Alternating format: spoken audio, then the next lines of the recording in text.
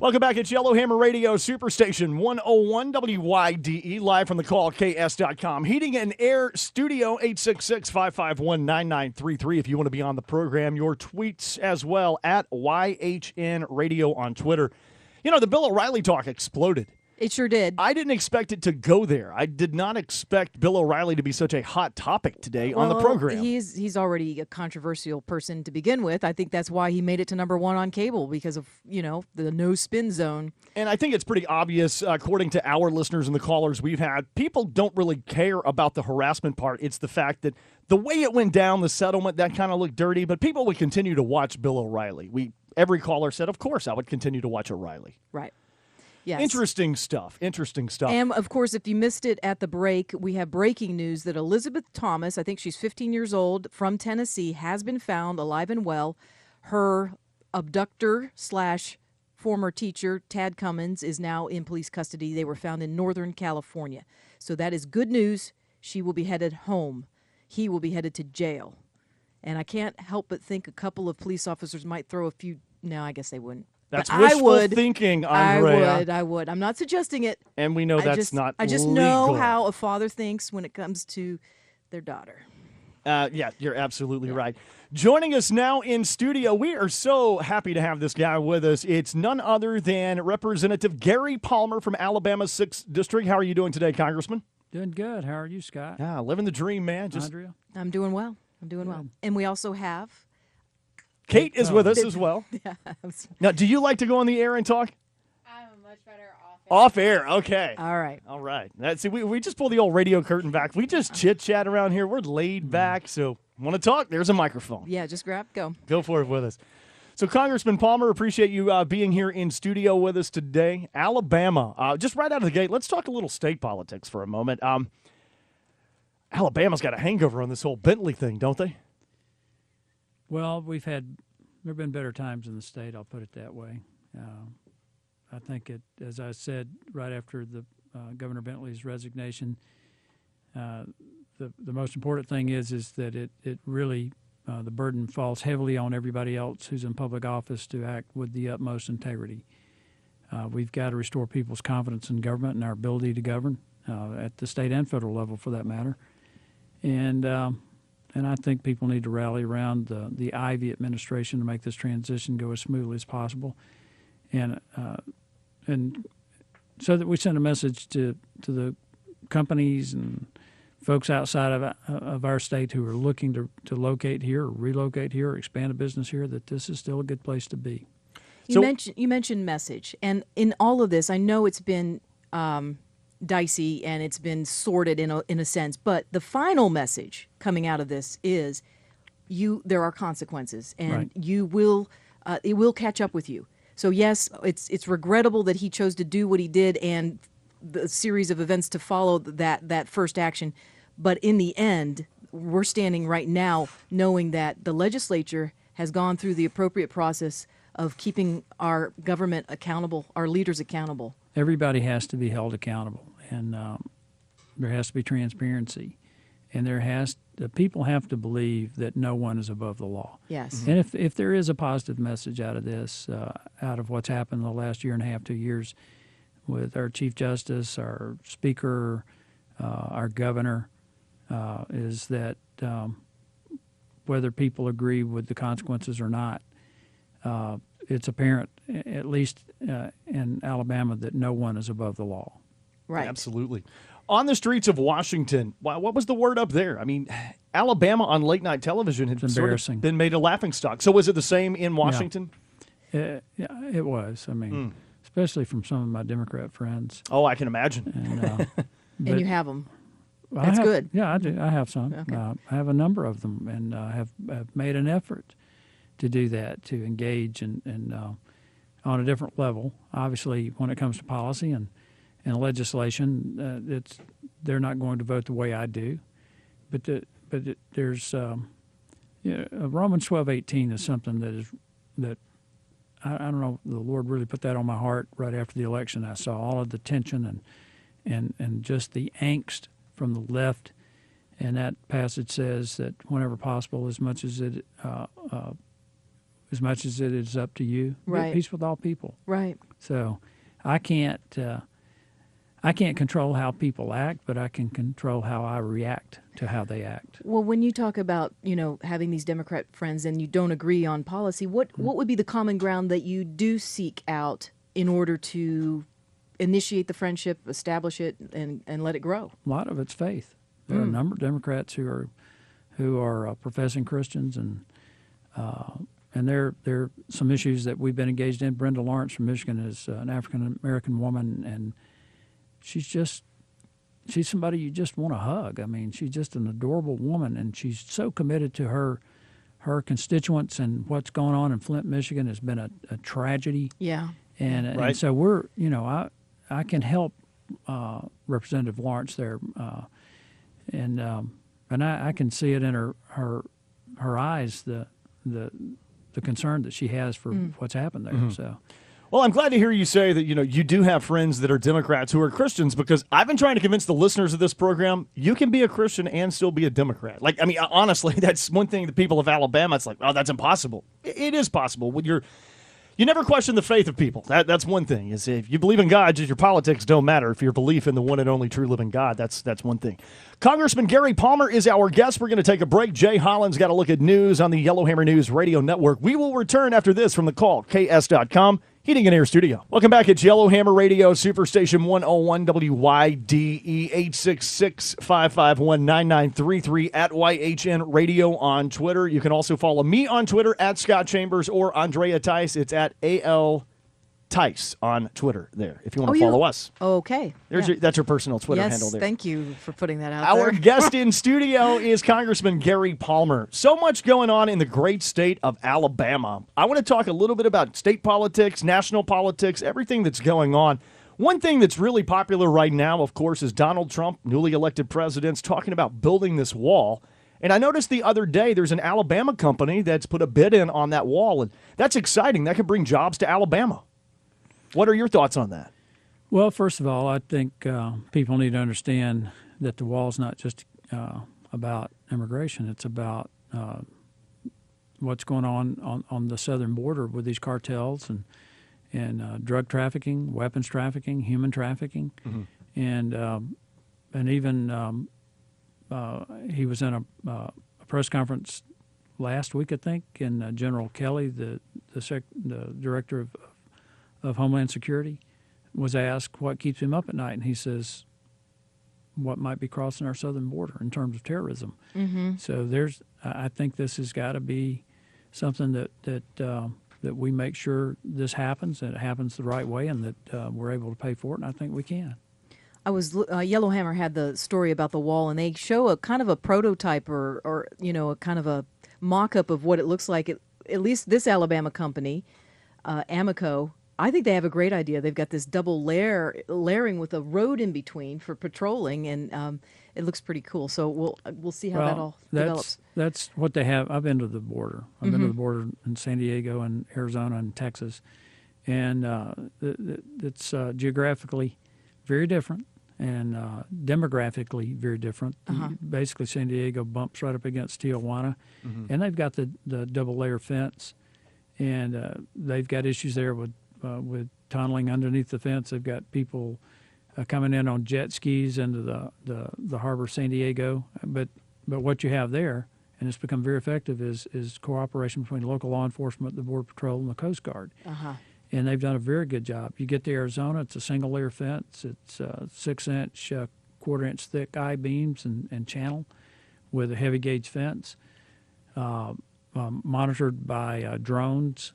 Drones and aerostats, which look like a blimp, but they're smaller, and they're all equipped with surveillance equipment. But the big problem is along Texas is the Rio Grande River, and you don't want to build a wall or fence there because it keeps people from having access to the river.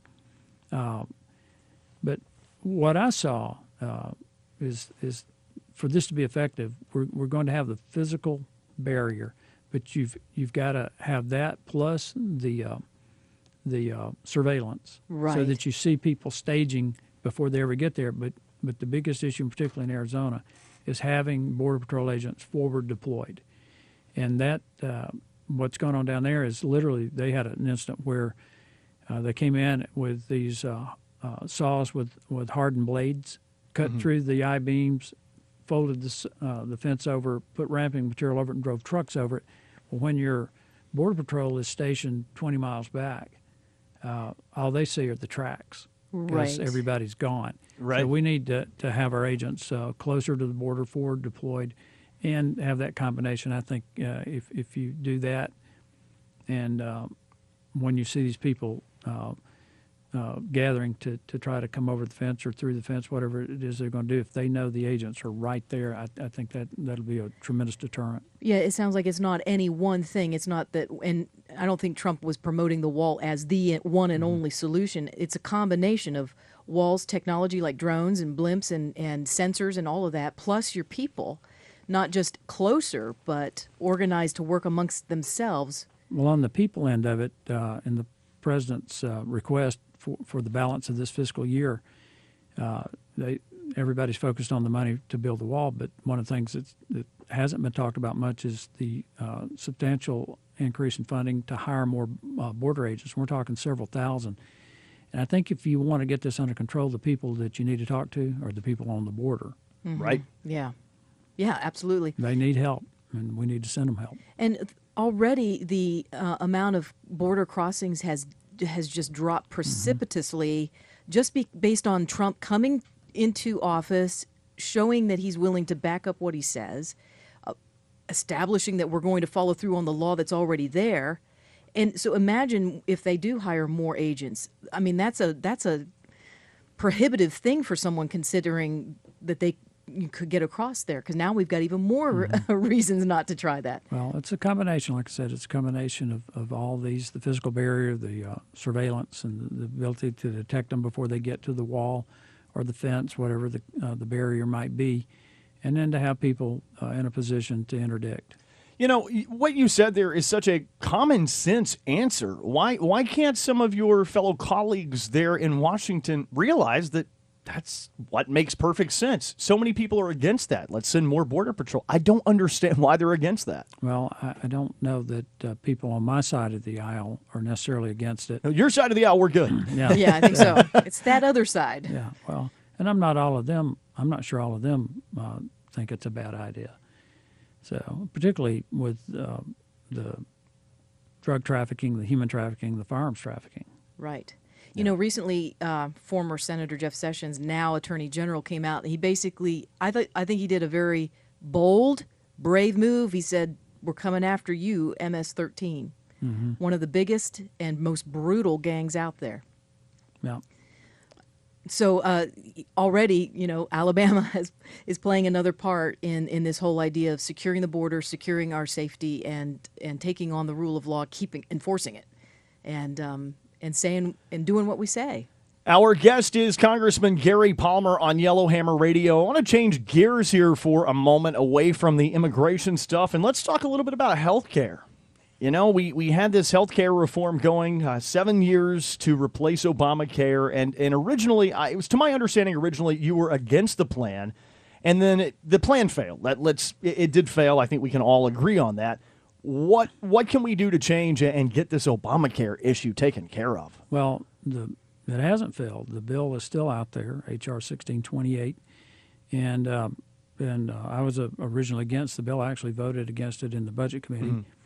But because of that, I was able to get some changes, and this bill, I think now, is a bill that the whole conference can vote for. What we did, we've got a huge issue with Medicaid. Medicaid funding is in a crisis. It's going to go off the cliff, and we sent out $36.3 billion in improper payments on Medicaid last year. Wow, that's fraud, mismanagement, inefficiencies. It's terrible. So one of the things that I spoke directly with the president about this. There were about a dozen of us, went over to the Oval Office and met with the president and explained to him why it's a good idea to allow the states on Medicaid to either take their funds on a per capita cap basis or to block grant it to them so that the states can manage it themselves. And he agreed to that. He supported that 100%. And the whole point that people need to understand is this does not reduce the amount of money that the states will get on Medicaid. I think it will actually increase the amount that they have because of the efficiencies and the opportunity to take advantage of the innovation funds that are in the bill. There's $100 billion, part of which can be used for state innovation funds on Medicaid, so that the states can design a Medicaid program that really fits that state's needs. Or they can take it as a per capita cap and still have access to the innovation funds. The other thing was that we wanted to get added into the bill was allow the states to impose work requirements on able-bodied adults, working-age able-bodied adults who do not have small children. And he agreed to that 100%. Good. The final thing was, and this was my biggest concern, was in its original form, I didn't think the bill brought down premiums. Right. And as y'all know, I ran a think tank for 24 years, helped set up think tanks around the country, network think tanks. So I'm in touch with a whole network of policy experts in just about anything you can think of. And there's this one group, the Foundation for Government Accountability, led by a guy named Taryn Bragdon. I started talking with Taryn about how do we fix this. And Maine, the state of Maine's insurance industry was in a nosedive in 2011 because they were covering pre-existing conditions. They'd set up a risk pool.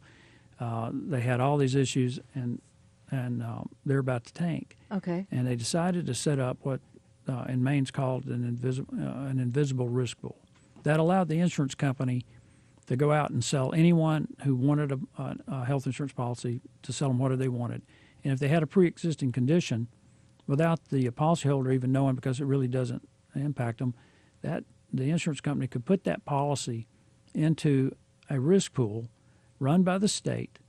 In exchange for that, the state would limit the losses of the insurance company to $10,000. Now, the insurance company had to put 90% of the premiums for that policy into the risk pool. That was about 7% of the policyholders in Maine. Okay. They voluntarily put another 10% in.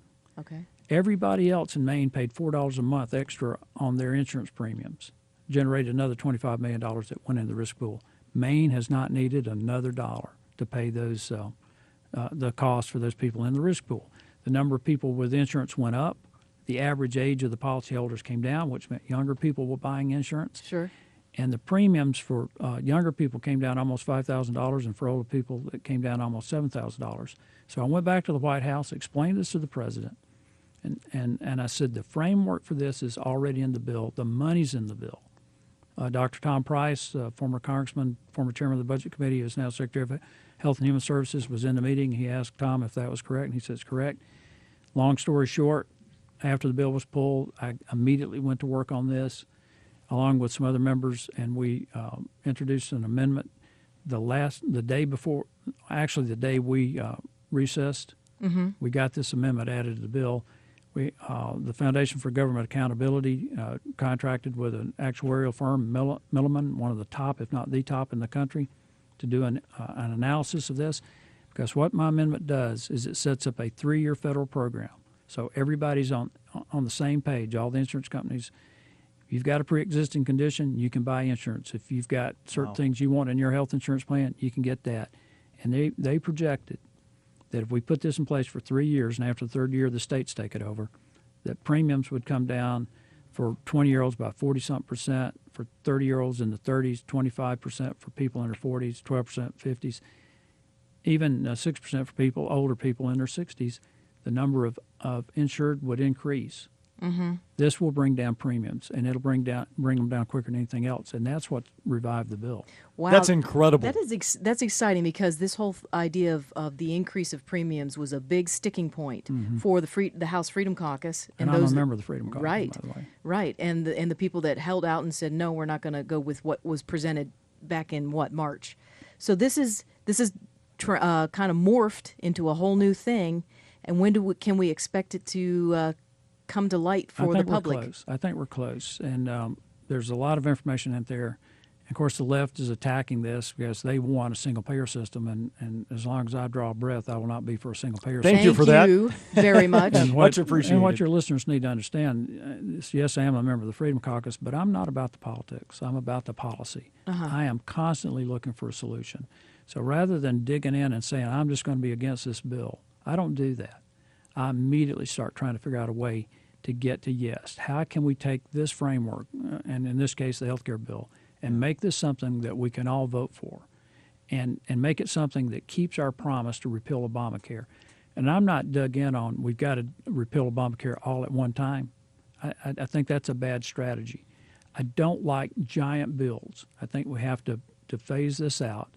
And as we used to say, I used to work in engineering, we used to say there's never time to do it right, but there's always time to do it over. That's no way to run anything, particularly government or healthcare. Amen. That's why I'm so glad to have you in Washington, Congressman Palmer. It's been said, and I believe it's true, you're one of the greatest policy minds up there. You did this for so long, so it's okay to lean on some of that background. You're policy-wise, you're one of the smartest minds up there, and they could use a few more like you, sir. Well, I don't know about that, but I do have a different experience that I bring to Washington from some of the other folks up there. But to be brutally honest, it's some of the smartest people in the country. They've been successful in practically every area that you can think of, from education to military to business to medicine to law. I just happen to come from a background that's kind of unique. Definitely. I've spent 25 years studying this stuff. And we appreciate you employing all of that skill and experience into this particular bill with health care, because the Republicans need to address it. They've had all this time to do it, and they've tried to, symbolically at least. Now it's time for action, and we're looking forward to seeing that happen. We're going to do it. Our time with Congressman Gary Palmer has come to a close here, but Mr. Palmer, before you go, I want to mention tonight you're going to be at Gardendale Civic Center at 6:30 p.m., and that's an open town hall meeting, right? It is, and we would really appreciate people from northern Jefferson County and eastern Blount County to come. It's your town hall. CNN is going to be there to cover it live. And we anticipate that there'll be a lot of protesters, some of whom are not from the district. Which irks me. I was going to say, if CNN's there, they've whiffed out something that's going to happen. Is that why they're there? They've targeted this, I guess, to be disruptive. But I want to talk to people. I want to hear their concerns. But I think I've heard just about everything I can hear from the left. From the people that aren't even in the district. And I'm fine if they want to come out and hiss and boo and do whatever they want to, because I think it's instructive for the rest of the people in the district to see what we're up against. I really don't think we want those people running our country. Amen. Yeah, good point. So if you're in that area. Tonight, 6:30 p.m., Gardendale Civic Center, and you can watch it on C-SPAN. So do that. Yellowhammer Radio, we're going to take a short break. Congressman Gary Palmer, as always, it's a pleasure having you on the show.